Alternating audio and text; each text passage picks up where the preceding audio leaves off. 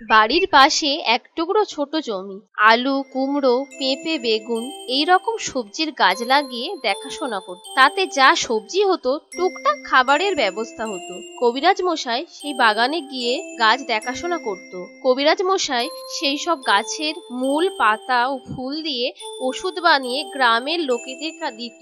তাতে কবিরাজ মশাইয়ের কিছুটা আয় হতো। তবে গ্রামের লোকেদের তেমন টাকা কড়ি না থাকায় কবিরাজ মশাইয়ের তেমন বেশি আয়ও হতো না। সে কি, তুমি আবার বের হচ্ছ? হ্যাঁ, যা ওষুধ ছিল সব তো প্রায় শেষের দিকে, তাই জঙ্গলে যাচ্ছি। পাতা আর মূল নিয়ে আসতে হবে। সে কি, এই তো গেল সপ্তাহে নিয়ে এলে, এর মধ্যে সব শেষ? হ্যাঁ, ওষুধের গুণে লোকমুখে আমার নাম তো কম না, তাই মানুষজন আসে, নিয়ে যায় ওষুধ। তা ভালো, সত্যি বাবার কথা সবাই বলে মা।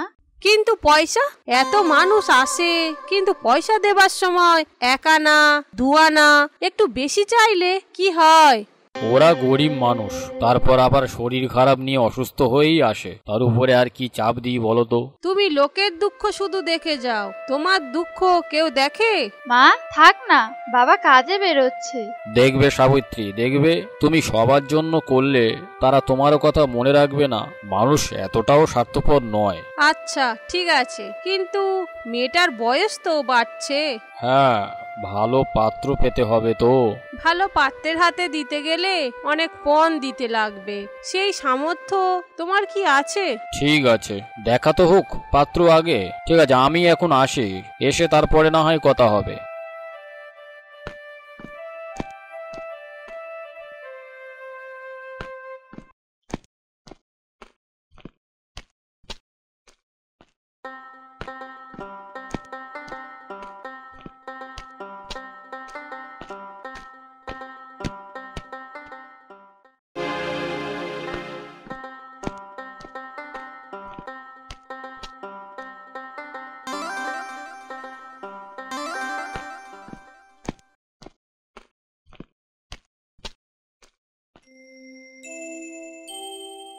আরে, এ তো গুণিতক গাছ, পুঁথিতে পড়েছিলাম এখানে এই গাছ হয়েছে। অবাক কাণ্ড। ফুলগুলো নিয়ে যায়, সঙ্গে দুটো চারা গাছও নিয়ে যায়, বাড়ির জমিতে পুঁতবো।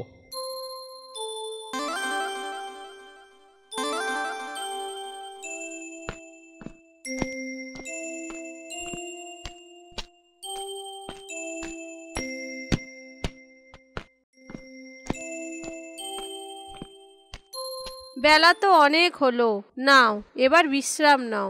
দাঁড়াও গিন্নি, এই গাছ আগে জমিতে বসিয়ে আসি। যে গাছ আমি পেয়েছি না, এবার ভাগ্য ঘুরবে। আর ভাগ্য, তুমি যাবার পর ঘটক মশাই এসেছিল, মেয়ের জন্য ভালো পাত্র খোঁজ নিয়ে এসেছে।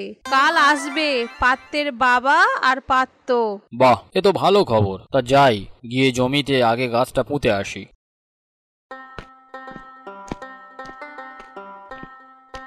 নাও, চলে গেল, পুরো কথাটা শোনে না।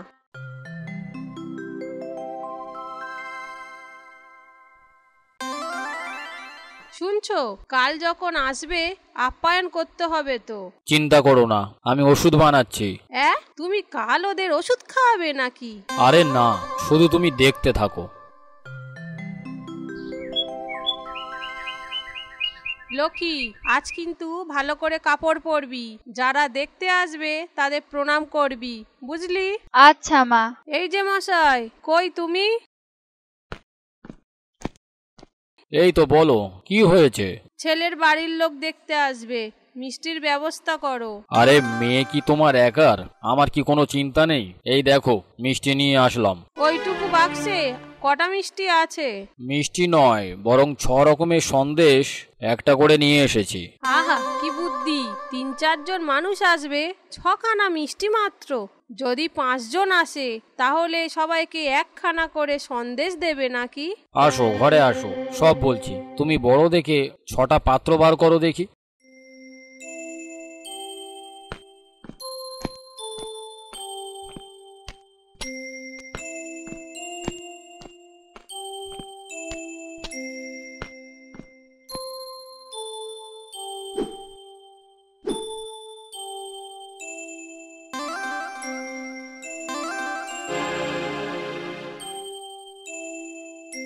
হায় হায়, তুমি এত বড় থালায় একটা করে সন্দেশ দেবে? তোমার তো বললাম কাল, যে গাছ পেয়েছি তা দিয়ে কাল রাতে ওষুধ বানিয়েছি। তার নাম গুণিতক গাছ। সেই গাছের পাতা দিয়ে। কি গাছ বললে? গুণিতক গাছ? তা দিয়ে কি হবে? এই দেখো, এই শিশির মধ্যে ওষুধটা রেখেছি। এই গাছ আমি খুঁজে পেয়েছি। উফ, আহ কি জ্বালা! গাছ পেয়েছো খুঁজে? আনন্দের কি আছে? মেয়ের বিয়ের জন্য লোক আসছে, সেই চিন্তা না করে তুমি। গিন্নি, এবার তুমি দেখবে আমার বিদ্যে।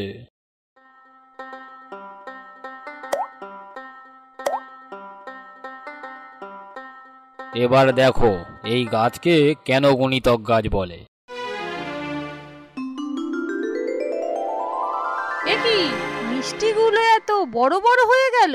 এই ওষুধ তুমি যাতে দেবে সে তার আকারের 4-5 গুণ বড় হয়ে যাবে। তাই তো এই গাছের নাম গুণিতক গাছ। তোমার পুঁথিতে এত আশ্চর্য ওষুধের কথাও আছে? হ্যাঁ, এরকম অনেক গাছ আছে। আমি এই গাছ পেলাম, এটা আমার সৌভাগ্য। নাও, এবার মিষ্টিগুলো খুন্তি দিয়ে কাটো, অনেকগুলোই হবে। তারপর মিলিয়ে মিলিয়ে অতিথিদের দিও, কেমন? তোমার নাম কি? লক্ষ্মী ভট্টাচার্য। নিন, একটু মিষ্টি মুখ করুন। আহা, থালা ভরে মিঠাইয়ের কি দরকার ছিল? নিন তালুকদার বাবু, নিন। কি সুরেশ, পাত্র কি তোমার পছন্দ? আপনাদের অমত না হলে আমার কোনো ব্যাপার না। না না, মেয়ে নামে যেমন কর্মেও তেমন। হলে তো ভালোই। তাহলে সামনের সপ্তাহে আশীর্বাদ হয়ে যাক, তার পরের মাসে বিবাহ। আচ্ছা, যেমন বলবেন। তাহলে সামনের সপ্তাহে আশীর্বাদ হোক। দেখুন কবিরাজ মশাই, আমাদের অতিথি আপ্যায়নে যেন ত্রুটি না হয়। না না, সে ভার আমার, আমরা নিরাশ করব না। তাহলে বিবাহ পাকা। এবার মিষ্টি মুখ করা যাক।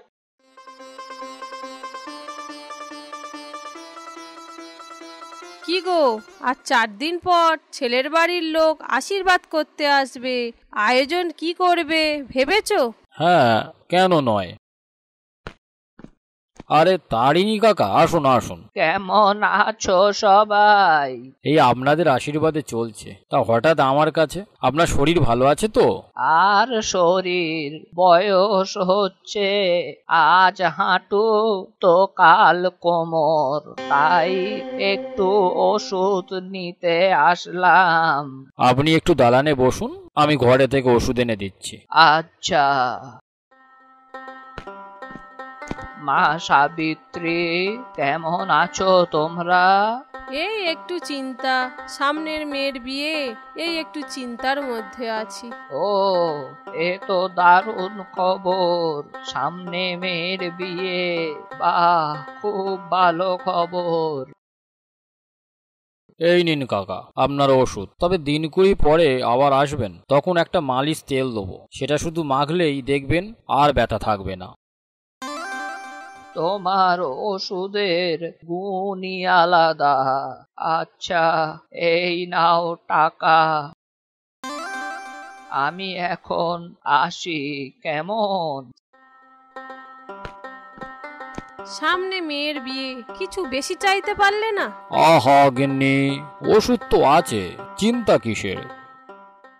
যাক, আশীর্বাদ কাল তো সময় মতো হলো। সবাই বেশ খুশিও হয়েছে দেখলাম। হ্যাঁ বাবা, উনি বলেছিল তোমার বাবা আয়োজন বেশ ভালোই করেছে। উনি বলতে কে? কার কথা বলছিস মা? হবু শ্বশুর মশাই, তিনি তো আয়োজন দেখে খুব খুশি। আর দিন 25 পর তোর বিয়ে। এবার সব গুছিয়ে নিতে হবে, আয়োজনে যেন ত্রুটি না হয়। এই তোর মা কই রে? সকাল থেকে তো দেখছি না। মা তো ঘরেই আছে। মা, ও মা।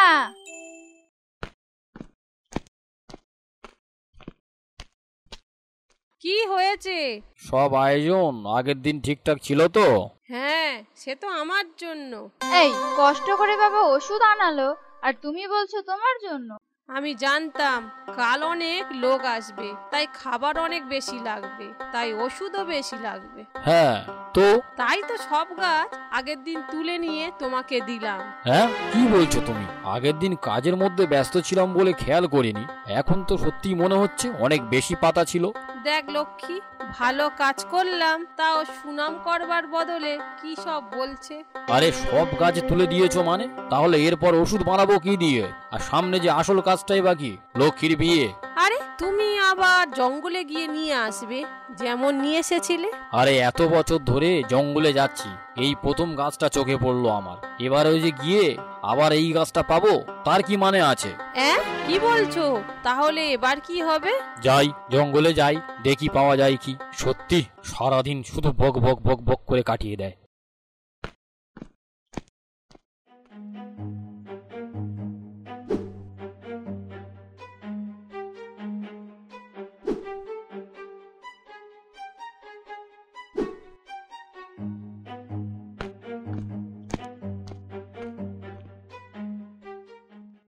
বলছি কাল একবার গিয়ে দেখো না, পাও কি না। হ্যাঁ, তুমি আমার সাথে যাবে কালকে, তাহলে বুঝবে কতটা কষ্ট।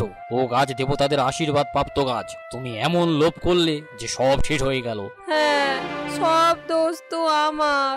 তা না তো কার দোষ? এমন একটা কাজ করলে যে বলার মতো নয়। এমন গাছ পাওয়া ভাগ্যের ব্যাপার। সামনে মেয়ের বিয়ে, কি করব আমার মাথায় কিছুই আসছে না। চিন্তা করো না বাবা, যা হবে ভালোর জন্যই হবে।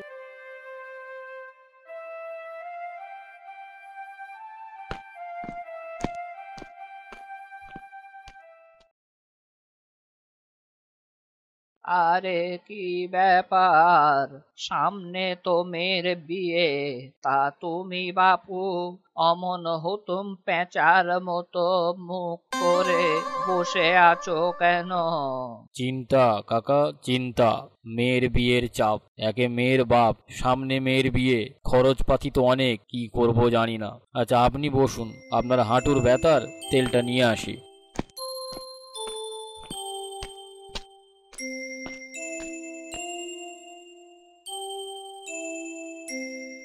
আপনি ভালো আছেন? ওই হাঁটুর ব্যথাটা একটু আছে, তা তোমরা ভালো আছো তো? ওই চলছে, মেয়ের বিয়ে নিয়ে চিন্তায় আছি। হ্যাঁ, কবিরাজ মশাই বলল বটে।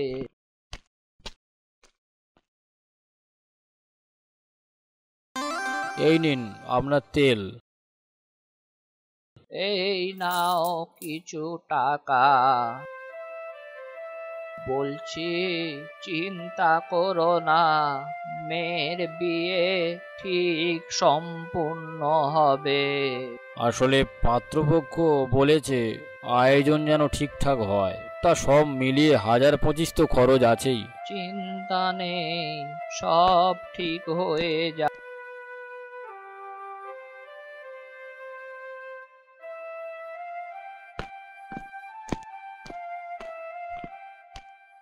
আরে তারিণী কাকা, আসুন আসুন। ব্যথার তেল শেষ হয়ে গেল নাকি দুদিনে? না না, আমি এসেছি এই টাকাগুলো দিতে। নাও, এতে 5,000 টাকা আছে। তারিণী খুড়ো আপনার কথা বললো কবিরাজ মশাই, তাই আমিও 2000 দিলাম। না না, সে কি, আপনারা কেন? আমাদের অসুস্থতার সময় ওষুধ দিয়েছো অল্প দামে।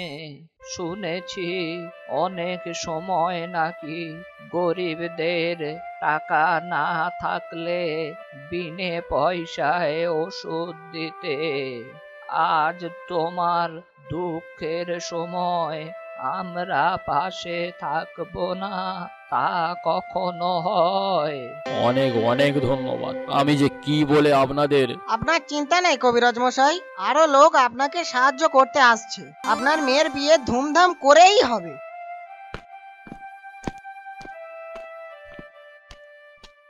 দেখলে সাবিত্রী, তোমাকে বলেছিলাম না মানুষের মনুষ্যত্ব এখনো পর্যন্ত শেষ হয়ে যায়নি। হ্যাঁ গো, তুমি ঠিক, আমাকে ক্ষমা করো। চোখের জল মোচকেননি, আমাদের মেয়ের বিয়ে ধুমধাম করেই হবে।